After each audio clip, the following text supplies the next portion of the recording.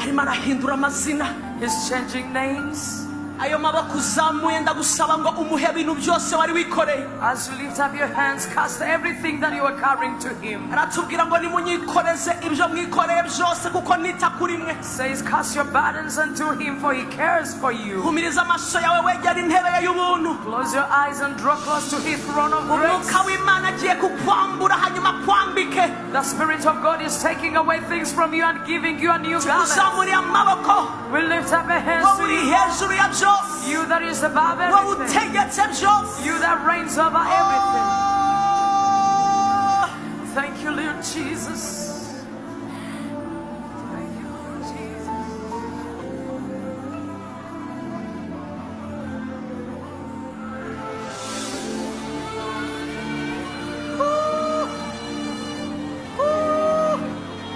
Yes.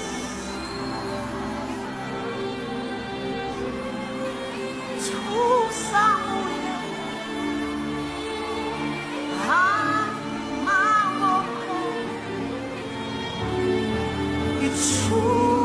Icyubahiro n'amashimwe zamura cyane ni ibyawe.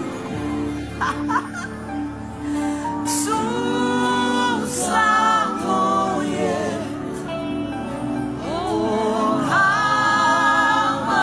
amaboko.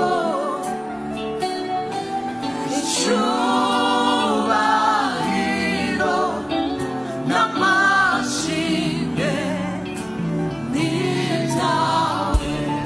Tuzamuye. You are worthy, oh God. Amaboko. Icyubahiro